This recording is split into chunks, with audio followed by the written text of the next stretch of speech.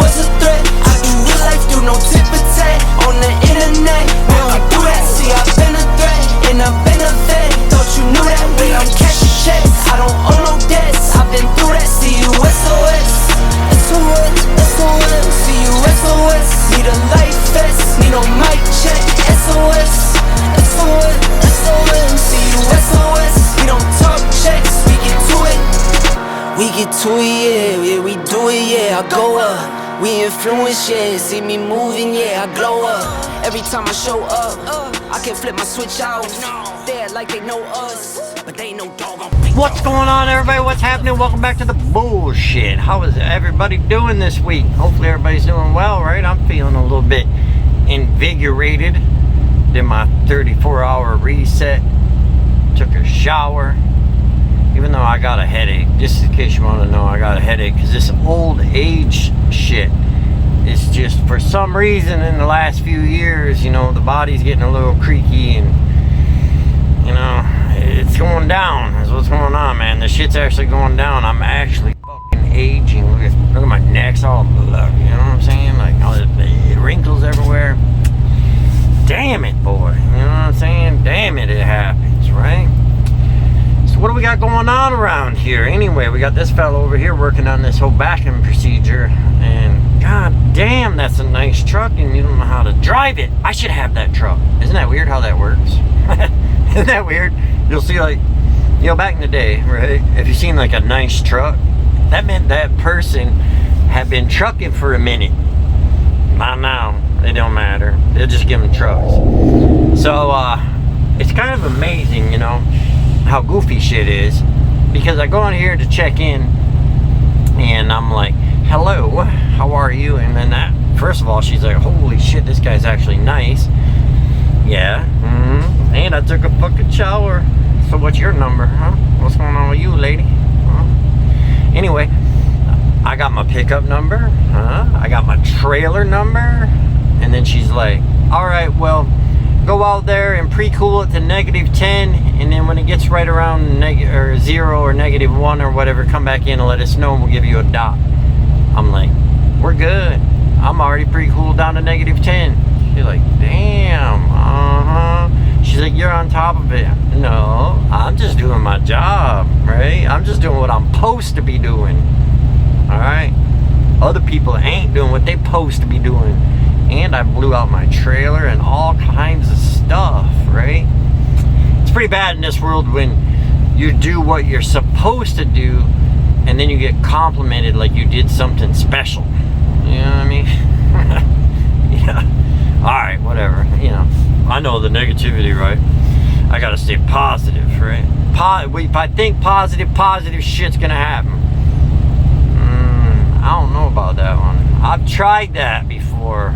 And yeah, and we won't go into that. But anyway, dispatch, my friends. Sometimes, you know, while we're on that shit, this is the third time they asked me since I've been out. I've been out for like 7 days now, when I wanted to be home. I told them last time, I was like, hey, around Sunday, Monday, something like that. Then today she's like, when you want to be home? I say Sunday or Monday, because that's when I run out of clean clothes. Well, she didn't even know. She texted me back. She's like, where do you live? What state are you in? Like, they're trying to figure out where they need to get me so I can do my reset. My fucking car is parked in the yard at the shop. Yo, check this shit out, right? I ain't been here in 20 years. I used to come to this place. Detroit's changing, my friends. This ain't so bad down here now. 20 years ago, make your butt pucker up down here, man. It's fucking bad. Look, it's actually fucking pretty decent. Y'all want to do a little history lesson? That whole field over there, you see how there's streets and everything? That would have been full houses back in the day. That would have been a neighborhood. Check out this old building over here. This building's got some history, right? The Auburn Inn. This old fellow over here just come walking by. He was giving me a little history about the area. He says this whole area right here, back before the city got big, used to be a ribbon farm, like way back in the 1800s. So this was like actually kind of some country at one point right here. But he was telling me about that building right there. I remember when I used to come here like 20 years ago, that used to be like a whorehouse and a crack den, man. There was some sketchy bullshit going on up in there. But he was telling me about back in like the 1920s or some shit, some dude was up in there and someone came in there and killed him, cut his head off, killed all 4 of his kids, killed his wife. And then I guess after that, some sort of cult moved in there. So, man, that's some weird shit went on in that building. There's probably dead bodies buried all the way around everywhere in here, man. Man, these trucks, right? With this fucking front air ride suspension, man. The Volvo's got it. I think they all got it. I mean, not all trucks have it, but it's an option for all makes and models. I don't like that shit. Yeah, I mean, it rides a little bit better, right? When you're hitting like the bridge joints and everything. But man, they drift all over the road. Even Sizzlin says it. My other friends say it. It ain't just me tripping. And it's annoying, man. Like, take that shit off there. I don't need that bullshit, right? My new car, my new ride, no more Silverado, driving me an economical fucking Blazer now, right? My new car, I noticed the other day when I was coming back home, going down the highway, it drives itself. Did you know that? Because it's got that lane correction deal, so when it gets over by the white line, it just automatically puts itself back in the lane on both sides. And it's got adaptive cruise control. So I just set the cruise control, it follows the car in front of me, and then it just puts itself right back in the lane. So I was just in the back seat grabbing some shit and everything, you know, getting shit done. My old man, you know, that's one thing about old people, man. They can be funny. They can be fucking annoying too, man. I'm telling you what, man. Sometimes the old people, you're just like, you just want to shake them. But they turn into children again, is what happens. Right down from eating, man. My dad, like when I had kids, right, you can mop the floor, sweep the floor. The kids would come out, eat some shit, get crumbs all over the fucking floor. And they're like, oh, motherfucker, my dad does that, man. Shit everywhere. But they're kind of cute, you know, they're kind of funny with all the little stupid shit. And my dad's actually a tough motherfucker, like mentally and physically, you know. But some of the shit's kind of funny. I was sitting there, I had his keys in my hand for his car because I had to move and stain the deck. And then I said something about the remote starter, and he goes, nope, I don't have a remote starter. I was like, you got a remote starter, dude. Nope. He's like, I had that car for 2.5 years. I don't have a remote starter. You know, because when you're old, you're pretty fucking stern about shit. You know what I mean? You know what you're saying. I was like, really? Vroom. Fired it up. He was all excited, man. He felt like he just got a new car. He actually drove the fucker like 4 trailers down to his friend's house to show it that he had a remote starter on that car, man. Makes you happy. You know what I'm saying? It actually makes you fucking happy that he's happy about that. And then I told him, I was like, dude, you don't even got to turn the heater or nothing on when you get out, man. You just fucking park it. If it's cold out, it'll turn on the heat, the heated seats and everything. If it's hot out, it'll turn on the air conditioner and cool the seats and everything. He was like, really? He's out there starting it up, like feeling it, like, ooh, air conditioner's on. Yeah. So we all see these, right? The murals or whatnot you want to call them. The logos of the dudes with the turbines and the AK-47s on the side of the trucks, right? I know, I was thinking the same thing when I first saw him. I'm like, what the fuck? You come over here trying to get some? Or what's up, motherfucker? You right? But here, let me enlighten you a little bit on that. I looked into it myself. You know what that is? It's really not what you're thinking on the whole deal. Some of them, the picture of the dude is like a famous musician type guy, right? And I don't know what his name is. Sumar Ambakar, fucking Clitorius or some shit. But it's kind of like similar if you was to put like a picture of Snoop Dogg or Biggie Smalls or Tupac or something like that on the side of your ride, which I do have to say you don't really see that a whole lot in the United States. People riding around with like a mural of Tupac Shakur and a, you know, fucking AK-47, but that's what it is. It's like a rapper or some shit over there in their country. And then some of the other ones are like folk heroes or whatever you want to call them. During the 80s or whatever in their country, there was a bunch of repression or whatever from their government, and they're like separatists, right? And they stood up against the government, so they're kind of like heroes, which I guess in a way would be kind of similar to putting a picture of George Washington on the side of your vehicle, you know, back in the day when we were fighting the British, right? It's something that they're proud of. This country's going to hell in a handbasket, my friends. That's what us all the old timers say, right? But it's true, man. Like I said, my Chevy Blazer, made in motherfucking Korea, all right? These Freightliners, Mexico, all right? Now, Harley Davidson, my friends, is moving shit to Taiwan. What the fuck? Now that was some funny shit. I'm still laughing about it, right? So this place is kind of fucked up. One of the places where you can fit like 2 trucks in, but there's like 900 here at the same time, so you're all lined up on the street and all that weird shit, right? You know, you've been there, right? Well, this driver, he just pulls out, he fucking runs a light pole and shit over, a pretty good sized light pole, and knocked it all down. I'm walking behind me, he goes, "My bad, man. I just run that motherfucker over." You know, I do have to say that I've noticed some positive changes with the truck drivers out here on the road that I just realized. You know, we used to have that issue not too long ago with people like flashing their bright lights to let you know that you can get over, which is nice. It's a nice gesture, but we all know it blinds the fuck out of you, dilates your pupils, and now you can't see shit, right? And a lot of that, I was just realizing I haven't had that happen in a long time. Most people are like watching other people's YouTube channels and shit and figuring out that that's kind of a dumb idea, right? And I'll give you a little history, a little trucking history lesson coming at ya.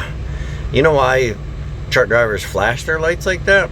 The reason that it used to be like that is in the olden days, you ask the old drivers, and believe it or not, I've actually drove a couple trucks that were like that, is they had real glass mirrors in them, and when they would tighten them up, they'd get a little twisted, and they'd be all distorted. And it was really kind of hard to tell where the back of your trailer was. I had some people asking about these, right? These seatbelt things back here. So that net comes down like that, right? Latches into 3 seatbelt latches down here, and then there's a couple buckles over there on the walls. And you might be asking yourself, like, well, what the hell's that for, right? Well, it's for when you snatch yourself a little lady out here on the road, you know what I'm saying? Do a little kidnapping type deal. It keeps the motherfucking lady in the damn truck. That's what that's for. It's for having team drivers. You're supposed to put that on when you're in the bunk sleeping and the truck is rolling down the road. I've never seen anybody do it, but that's what it's for. Alright, let's hop in here with some educational shit in the middle of all of my bullshit, right? Alright, let's say this, right? You scaled out, right? 11,790 pounds on your steers, 34,600 on your drives, and let's say 30,900 on your trailer axle. What do you do? What do you do? 6 notches, my friends. 6 notches. Which way do you go on 6 notches? You bring your axles forward on your trailer, right? Because if you're bringing your axles forward on your trailer, it's reducing the weight that's on the back of your tractor, correct? So if you bring your axles 6 notches forward, that's going to be 1,500 pounds off of your drives, which will bring you down to what, 33,100 pounds on your drives, and put you at 32,400 on your trailer. So it pretty much balances out real close. And then also you have to take into consideration whether or not you need to put fuel on board later, right? There you go with some education. So let's recap on this.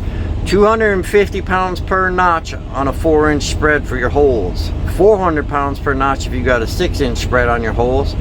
And what's the 5th wheel? 500 pounds, my friends. 500 pounds per notch on the 5th wheel. Now you know. You hear that silence, my friends? I got a dry van load behind me, huh? Doing a little bit of spot market freight today. You know I like the silence. Don't even gotta have the truck running and everything. It's one of those good nights, right? This week's a little bit weird, I'll tell you that. The mileage pay, man, it makes such a difference, don't it? Because I'm doing like a bunch of little short shit and then sitting around a lot and all that kinds of stuff. I kind of knew I was going to do that, right? I said that, but this week particularly is a lot of sitting around and stuff. And at first I'm like, motherfucker, like, what the hell, man? But it's working, dude. Like, I'm just getting a lot of extra time, which is kind of cool. This load that I picked up is like packaging spot market shit. As I was sitting there looking at all the stupid chaos that was going on in that parking lot, you know, me and Sizzlin talked about this like months ago and everything. Sizzlin actually brought it up. I do have to give her credit for it. When we were trying to figure out at the worst point of this whole truck recession, like, we weren't making any fucking money, you know, and we were trying to figure out, like, what's going on? Do we need to get out of trucking? Like, what the fuck's going on here? And she brought up a point of like, she said, I think it's going to be like the future's going to be larger trucking companies. And I have to say, I think she's right. It's unfortunate, but they're kind of like running the owner operators out. You know, they can't get the loads and stuff because the people want established companies. The shippers and the brokers want established companies. So some of the owner operators are having to sign on with established companies instead of running under their own authority and everything like that, right? Well, places like this and some of the other places I work, I tell you, back in the day, I tried to avoid places. I liked companies that had like 6 or 10 trucks, you know, back in the day. But this is just the future, dude. 300 trucks and shit like that or more. I'm not saying everything is gonna be fucking Swift, JB Hunt, Schneider Prime, you know, all of that. It's not gonna be just mega carriers, because the mega carriers have their own issues for operation. One being, a lot of us won't fucking work for mega carriers, you know. They can only get so many drivers, and they get to a point where they're like, I mean, go by Swift's depots. You ever see all those bobtails sitting there, or Werner? Like, they're just empty trucks, man. Like, you don't think they got the freight? They don't, you know, they obviously got the trucks. They just can't get the drivers, because there's a lot of us that just won't do it. I don't know. I mean, I watched Josh's videos. Swift don't really even look all that bad, to be honest. Can't believe I just said that, but I don't think it's going to be just all mega carriers, but I do think it's going to be, you know, companies like this one and other companies that I've worked for, you know, they've had these contracts. They've been around for 50 years, 60 years, whatever, and they've had these contracts. Like, I was talking to this dude here the other day, and he's like, yeah, we got that. We've had that contract for 25 years. We've had this other one over here for like 40 years, you know. So they're trusted companies, and they just got this. You know, if I've said it before, the spot market versus the contract freight is way different in pricing, you know. And as I was sitting there picking up this load, I was like, yeah, this is definitely like spot market shipping type company right here, because you had a bunch of beat up trucks and a bunch of drivers that didn't know what the fuck they were doing. Like, I'm not gonna waste a bunch of time going into it, but obviously the dude ran over the lamp pole, you know, and then the other dudes were like, this big sign that says trucks must exit this way, because if you go out the other way, you end up turning right into the intersection. They were all doing that. They were like pulling out in the intersection and then getting out and sliding their tandems and closing their doors in a busy intersection.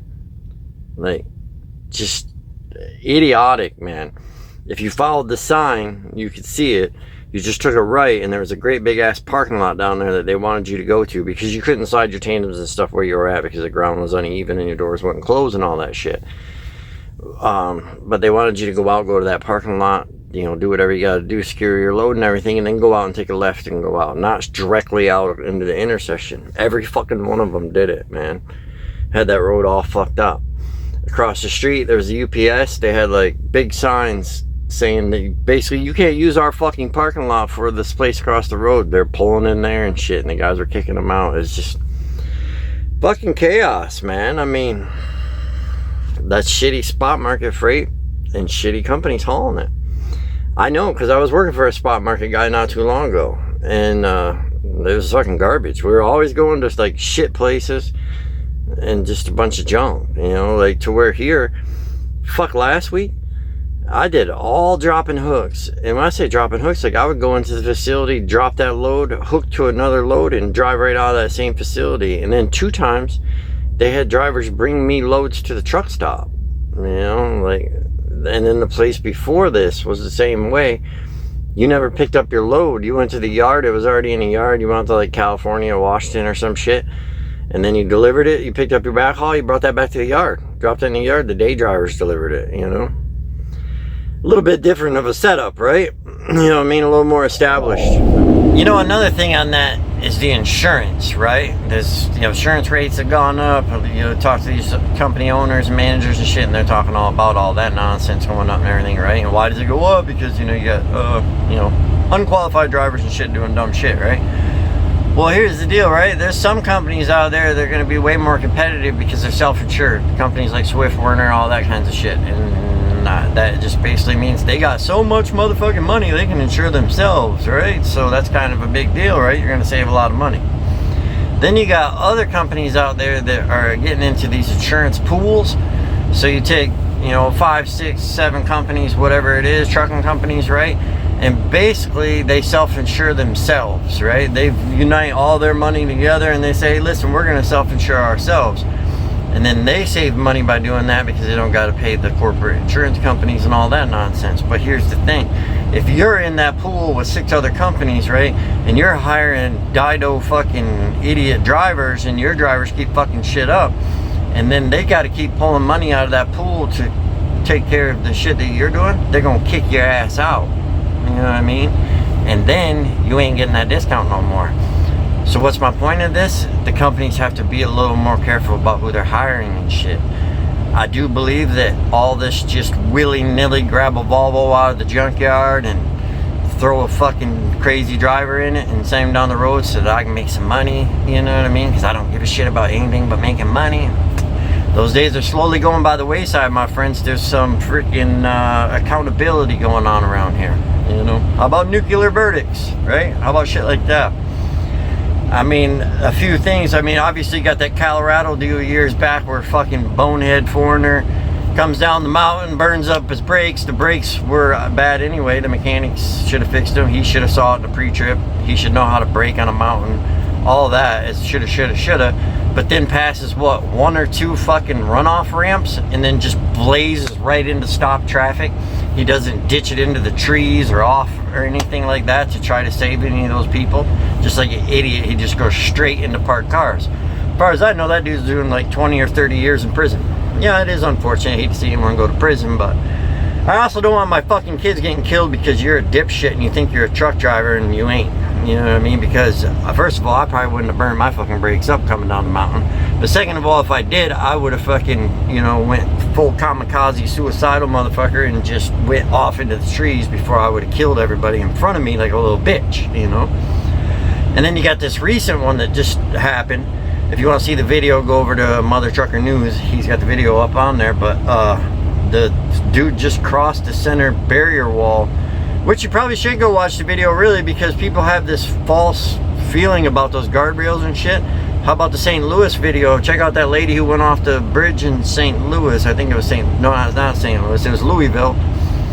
You know, a car crossed, hit her, knocked her. She went right through the fucking railing. It was hanging by her trailer tandems off the side of the bridge. That had to have been some scary shit, right?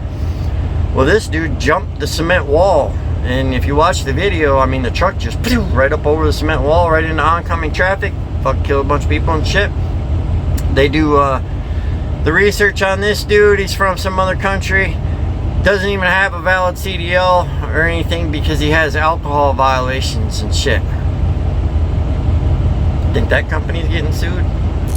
But I noticed that these Pilot Flying J's, that they got the EV, you know, electric vehicle trucks charging stations in there now, and some of them are in the process of building them right now. And I'm looking at it, I'm going, I wonder how that works. Hey man, that might be the future, and I ain't got no problem with that. If they fucking work, you know what I mean? If I can get 600 miles out of it, and you got a plan for me to charge it and all that shit, I don't need to drive a diesel. You know what I mean? That's fine. If it works, I'll drive it. But I don't know how all that works, man, because I was like looking at them and they're just kind of like fuel pumps. You just pull up there and plug it in.